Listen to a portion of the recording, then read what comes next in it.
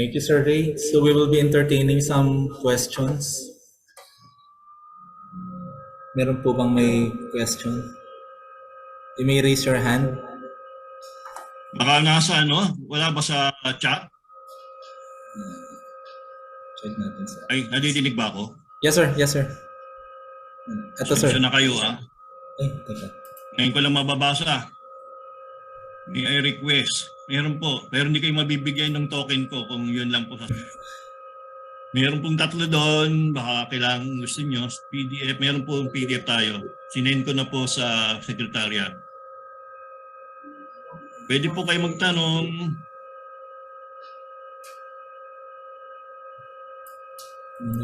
Wala nag-raise hand. Sigurado po na lang kayo. Na overload. Overload lang. Mamaya maalala rin nyo. Hanapin nyo na lang ako kung kayo pupunta sa exhibit, nandun ako Friday, Saturday, doon na lang kayo magtanong. Pwede ko pa rin bigay yung token. Kung wala na po, ako ay... Ayun, nag-raise hand. Ay, sir. Si Sir Francis. Sir Francis? Hindi ako ayaw akong bigyan ng host yan. Can you hear me, Engineer Ray? Hello? I am...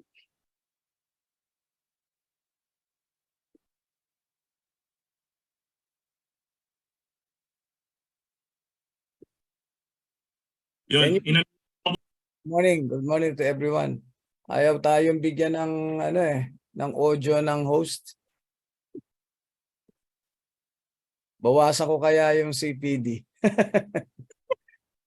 Anyway, can you hear me, Engineer Ray? Opo. Okay, thank you very much. Actually, I am very much impressed with the presentation that you have done for today. This is something that all of us electrical practitioners, this is some of the disappointments that we get from virtual.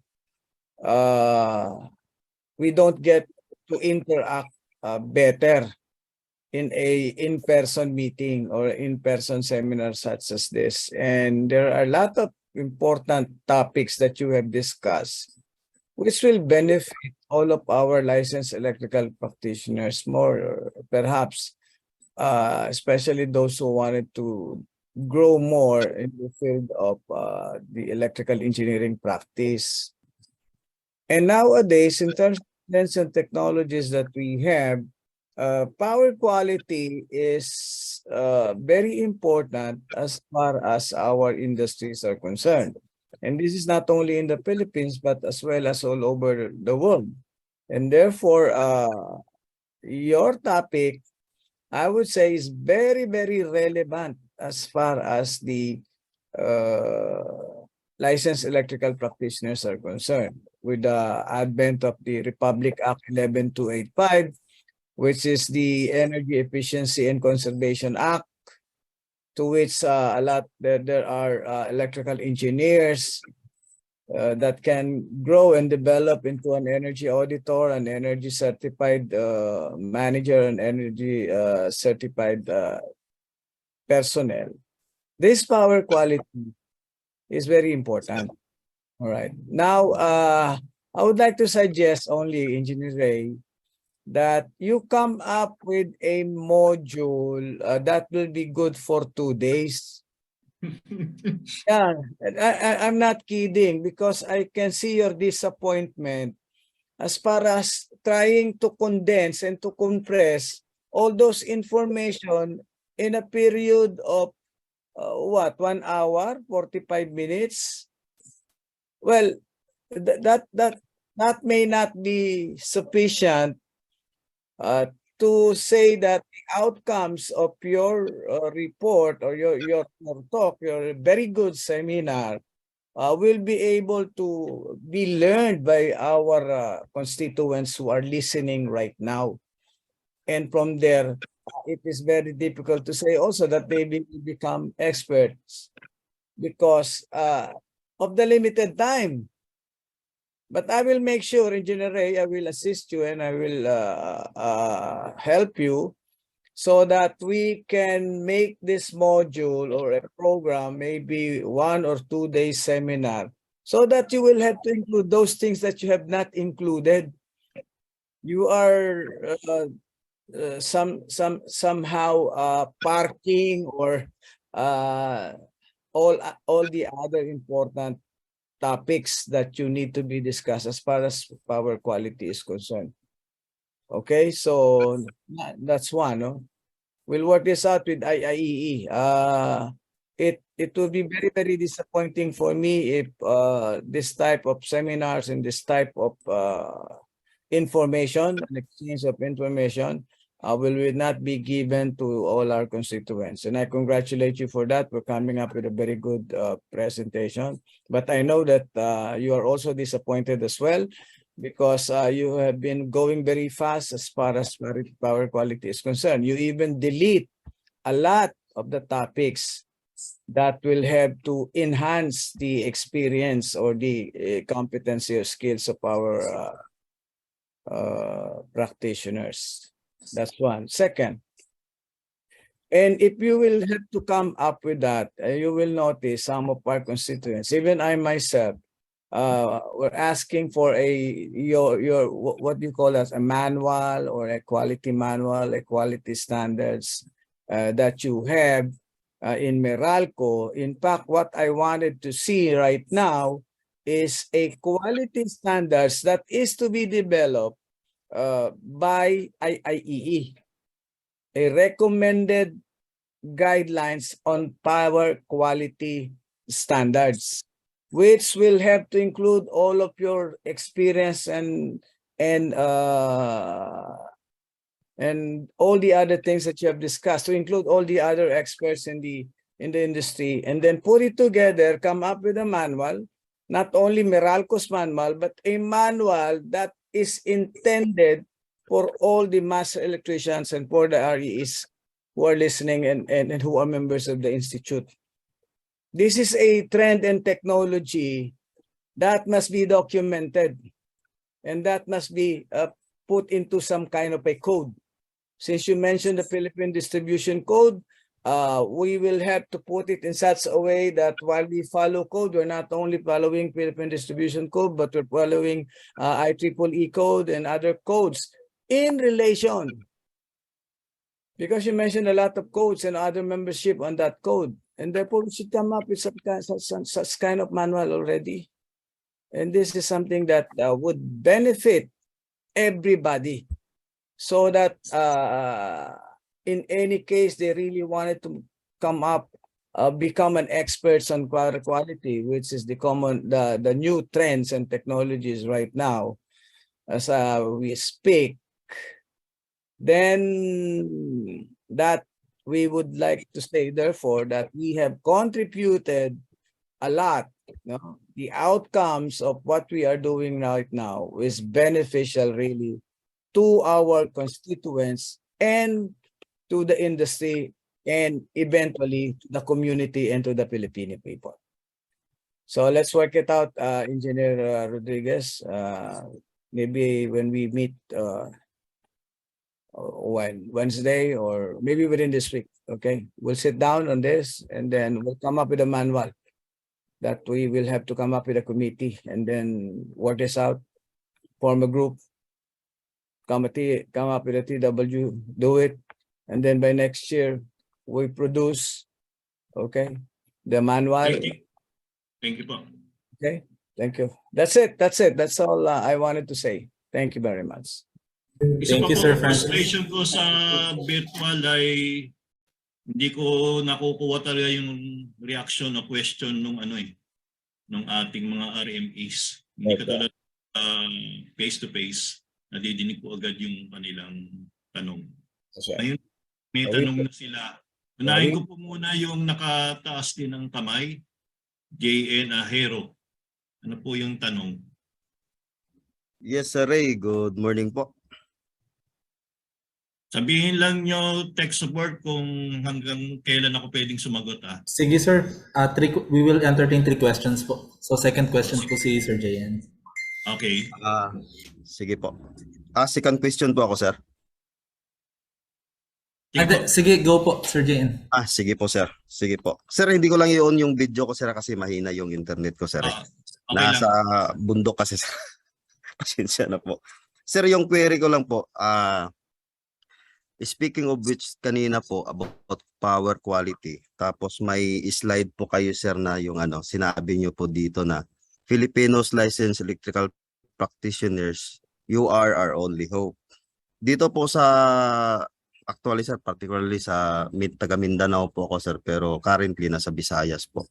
As observed ko po, sir, dito po sa amin, itatanong ko lang, sir, ano po yung magiging stand po ni IIEE regarding po dun sa mga rural area, sir, na in which yung nire-recognize po ng mga LGU, yung mga barangay electricians na hindi naman po sila license RAA, hindi na po sila license RMA, na parang nagiging unfair po din, sir, doon sa mga members po natin na gustong mag-practice sa mga profession sila, lalo na po yung, sir, yung mga RMA.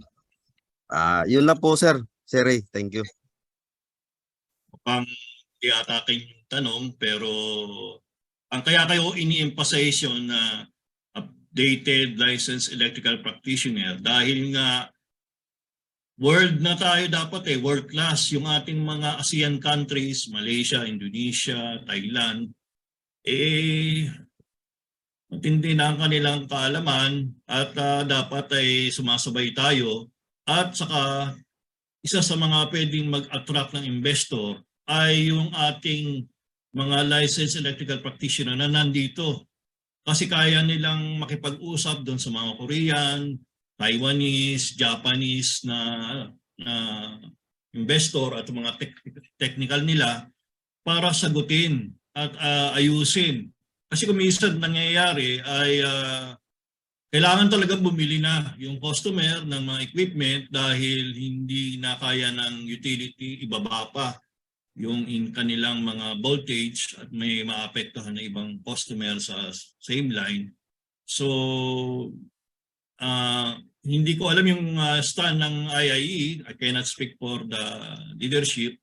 Pero yung necessity ay dapat hindi lang tayo license, palagi tayong updated. Kaya nga itong mayroong mga forum na ganito, yung sinasabi ni Sir Francis.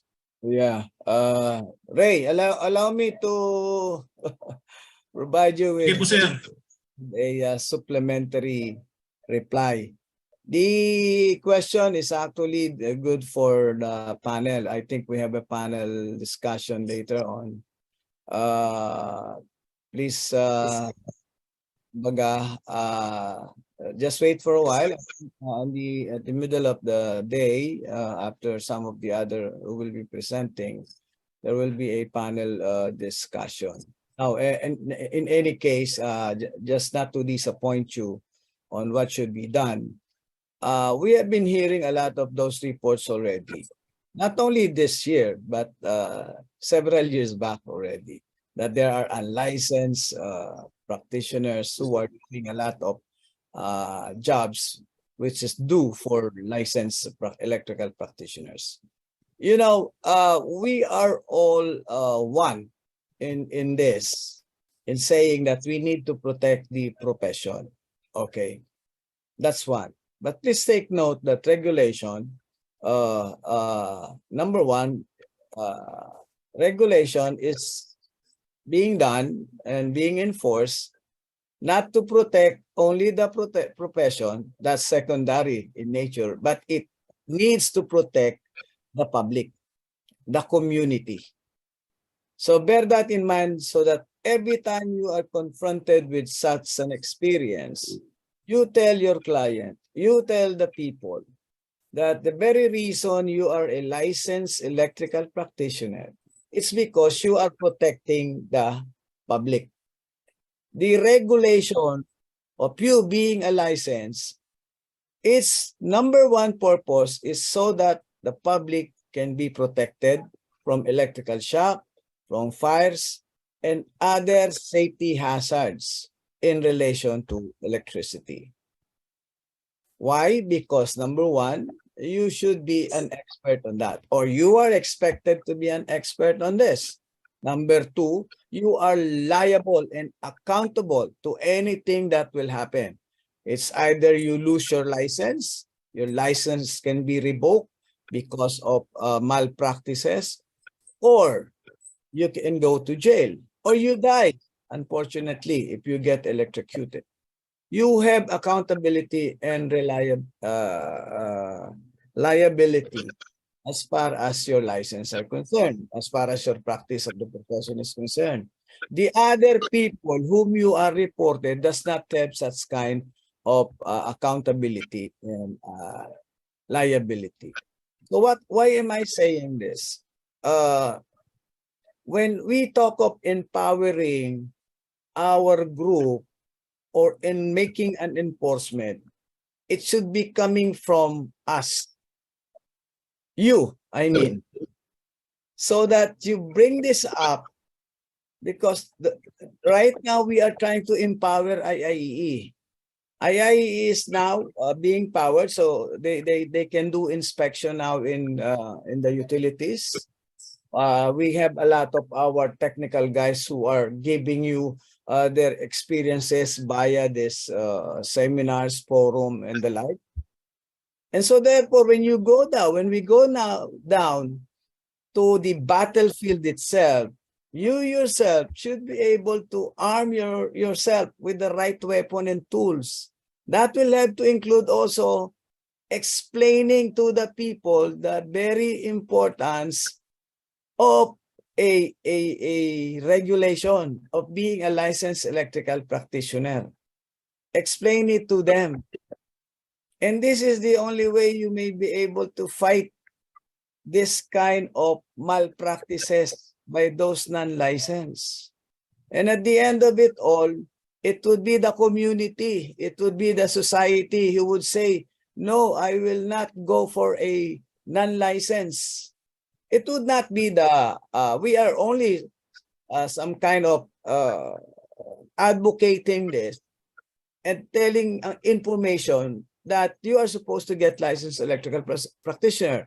But when that culture is changed to a culture of compliance, meaning hindi na sila kukuha nung standby lang na electrician, so magkakaroon ng ngipin. Ang gagawa ng ngipin sa inyo, yung ating mga kababayan. Ganun po yun. Hindi, ang hirap sa totoo lang na mag-aabang lang tayo sa ating asosasyon, sa organisasyon, at sabing anong gagawin. Now, dapat talaga may gawin. Pero, ang role po natin bawat isa, number one, trumabaho ng maayos. Siguraduhin expert naman din tayo. At maging matino tayong trabahante. Pangalawa, dapat din po, i-report natin ng maayos. Alam niyo po, matagal na akong, I was president in 2002. And I hear the same reports over and over and over again. There are non-licensed who are doing this, non-licensed. Slowly, nababago po namin yan. Nababago natin. Bakit? Kasi yung report, kino-convert nila sa ebidensya.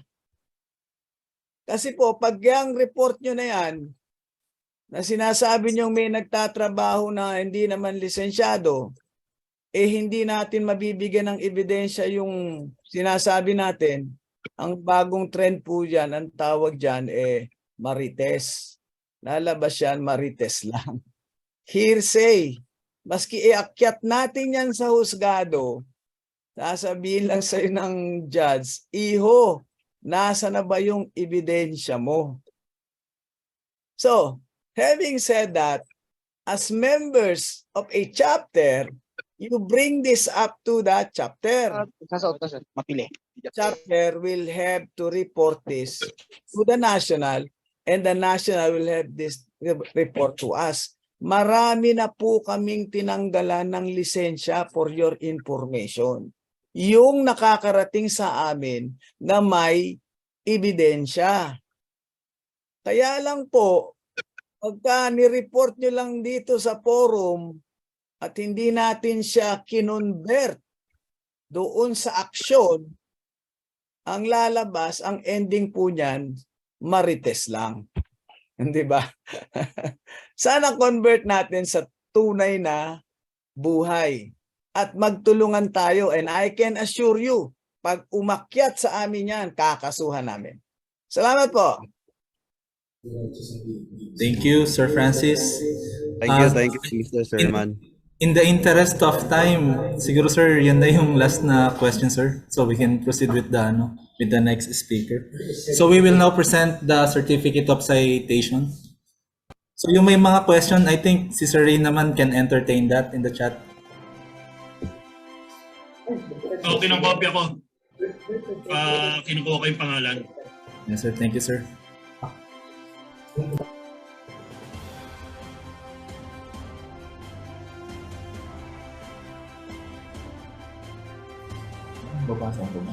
So, I will read the citation. IIEE presents this certificate of appreciation is hereby given to Engineer Ray Anthony V. Rodriguez for imparting valuable insight as technical presenter on the topic voltage mismatch and imbalance definition, symptoms, and solutions during the 47th ANC RME and EAC technical sessions and forum in conjunction with the 47th ANC with the team leadership rising above the adversity through passion and commitment leading on the road to recovery. Held on November 7 to 12 in Manila, Philippines via Zoom conference. Given this 7th day of November 2022, signed Engineer Alberto Herrera Jr., signed Engineer Lyndon Bague, PP Internal, signed Engineer Feliciano Padua III, National President, and signed Engineer Esperanza Collado, National Secretary. Thank you, Sir Ray. So now,